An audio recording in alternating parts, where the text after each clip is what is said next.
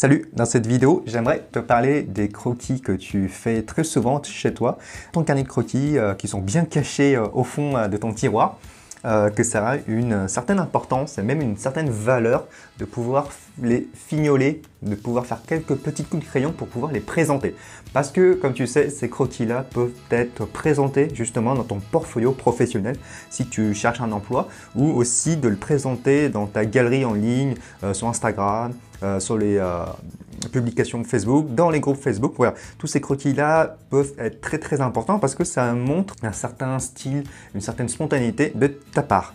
Et c'est vraiment parfois ce genre de choses peut être vraiment important, surtout si tu cherches un travail dans la conception d'images comme props concept artiste, c'est-à-dire faire du design d'objets pour les décors dans les films et les jeux vidéo.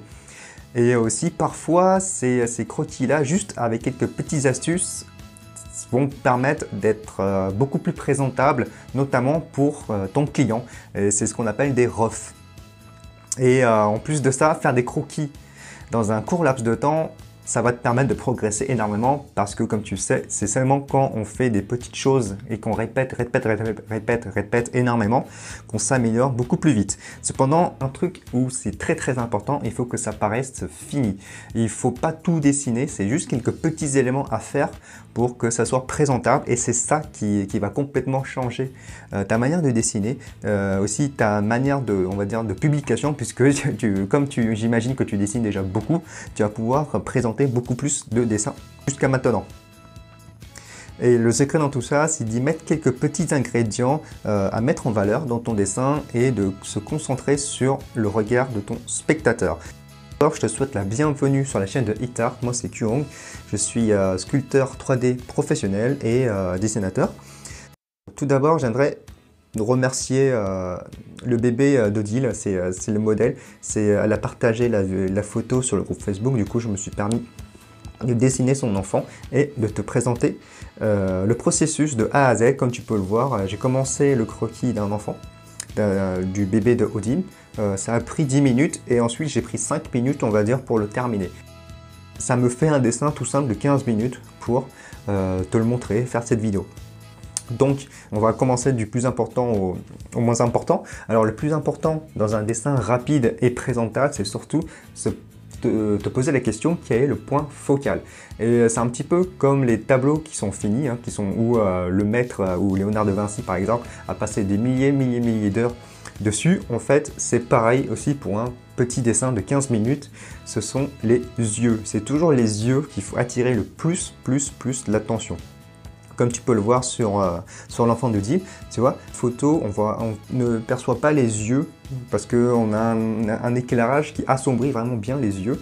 Et ça m'arrange aussi parce que voilà, on se complique pas à dessiner l'iris, on ne se complique pas aussi dans la forme globulaire des yeux. Donc juste un aplat noir et contrasté, tu vois, c'est la partie où c'est le plus foncé au niveau des yeux du croquis. Et quand tu regardes le dessin, tu es attiré tout de suite par les yeux du bébé. Tu sais aussi ce qui est bien, c'est la direction du regard du bébé et aussi la position de sa tête. Et voilà, tu as tout ce qu'il faut. Même un sculpteur numérique pourrait utiliser cette photo pour pouvoir l'utiliser dans son travail. Ensuite, deuxième point, après le point focal, c'est la silhouette. Tu vois, le spectateur, il doit comprendre en une seule fraction de seconde qu'il faut regarder les yeux, mais il faut comprendre la silhouette en même temps. C'est ça la difficulté. Et donc, il faut toujours que tu aies une silhouette claire, nette et précise. Ça, j'aime bien l'avoir dès le début parce que ça te permet de te cadrer à rester dans le modèle. Et donc, c'est extrêmement important d'avoir quelque chose de fin ou d'épais. Ça n'a pas d'importance, mais il faut que ça soit, c'est-à-dire en un seul ligne.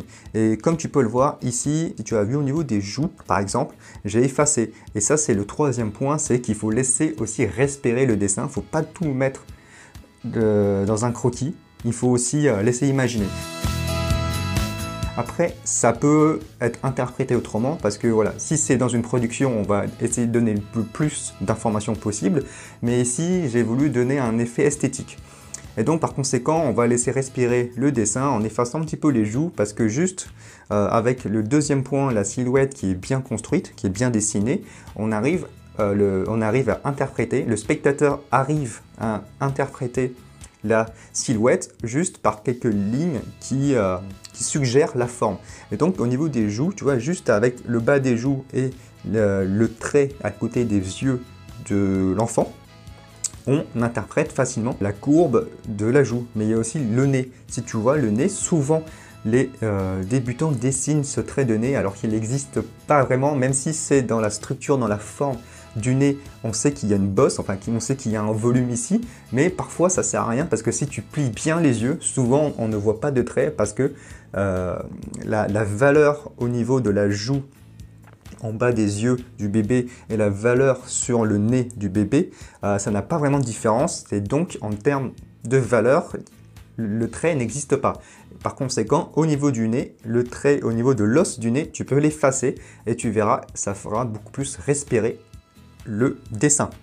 Ensuite, tu peux aussi t'amuser à varier l'intensité de la valeur de ton trait. Par exemple, en bas du menton de l'enfant, tu vois, j'ai fait une grosse masse sombre, et ce qui permet justement d'accentuer le poids de la tête et de le mettre dans un espace 3D. Tu dis comme ça, tu le ressens pas, mais si tu regardes bien le croquis juste avant la finition, avant de mettre l'accent au niveau du menton, on a un dessin qui est un petit peu brumeux. Mais juste si on rajoute un petit peu un contraste fort de la ligne au niveau du menton, on a l'impression que la tête est bien posée dans un espace 3D et qu'on sent vraiment la forme, la structure de la tête.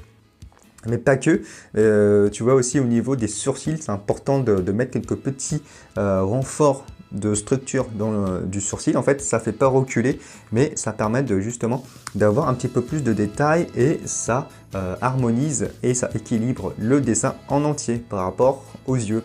Parce que, en fait, si tu fais le point de focale très contrasté, il faut aussi l'équilibrer ailleurs, et donc mettre quelques accents par exemple en bas du menton comme je viens de dire, mais aussi au niveau de la lèvre supérieure et aussi à la base du nez. Et tous ces éléments là, ces accentuations du dessin va permettre de donner à la fois plus de structure, donner un effet beaucoup plus fini et donner une espèce de forme en 3D sans vraiment le donner.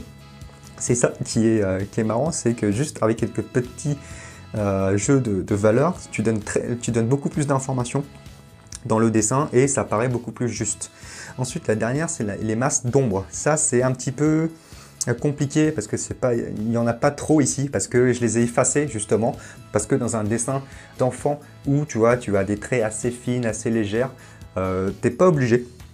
Comme tu peux le voir, le dessin fonctionne en lui-même. Je pourrais encore effacer beaucoup plus les traits, mais c'est pas très grave, hein, on peut rester simple et efficace sans les ombres, mais parfois, par exemple sur les dessins d'hommes, c'est extrêmement important, sur les dessins aussi de vieillards, c'est extrêmement important, et aussi sur les dessins de design, c'est important de mettre les ombres, et seulement les masses d'ombre ont une seule valeur.